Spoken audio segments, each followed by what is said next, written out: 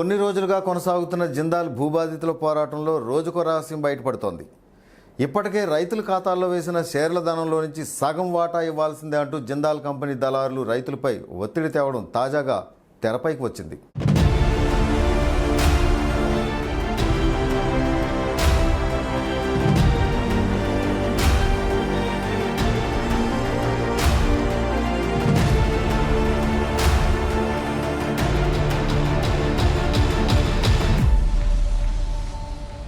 విజయనగరం జిల్లా శృంగవరపుకోటలో గత 25 రోజులుగా కొనసాగుతున్న జిందాల్ భూబాధితుల పోరాటంలో పలు విషయాలు తెరకెక్కుతున్నాయి. జిందాల్ కంపెనీకి 2008లో భూములిచ్చిన రైతుల ఖాతాల్లో అప్పట్లో కొంత మొత్తం వేశారు. నేటికి 18 ఏళ్లు గడుస్తున్నా పూర్తి మొత్తాన్ని చెల్లించిన జిందాల్ యాజమాన్యం ఇప్పుడు అదే స్థలంలో ఎంఎస్ఎంఈ పార్కు ప్రతిపాదన రావడంతో కొన్ని కాగితాలపై రైతులతో వేలుముద్రలు వేయించుకుని మరీ వారి బ్యాంకు ఖాతాల్లో కొంత మొత్తాన్ని వేశారు. ఈ నేపథ్యంలో ఇప్పటికే తమ నుంచి సగం డబ్బును గుంజేశారని బాధిత రైతులు మీడియాను ఆశ్రయించారు.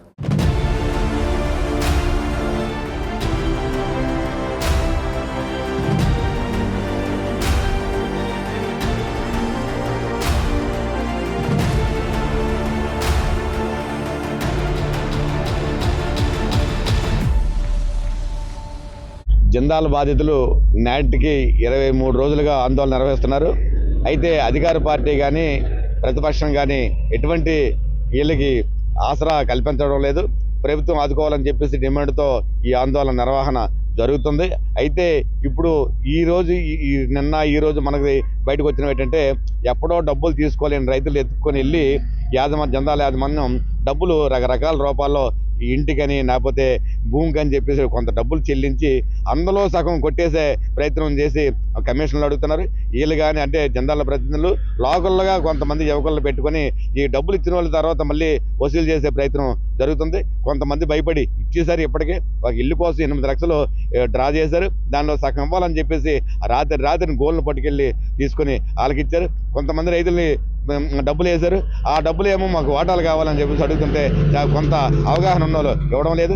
ఏదైతే జిందాల్ ఉందో, ఏదైతే జిందాల్ మొత్తం పరిశ్రమ సమితి ఇంటికి కానీ భూమికి కానీ ఇవన్నీ మొత్తం రకరకాల డబ్బులు చెల్లించారో అవన్నీ తిరిగి వసూలు చేయడం జరుగుతుంది.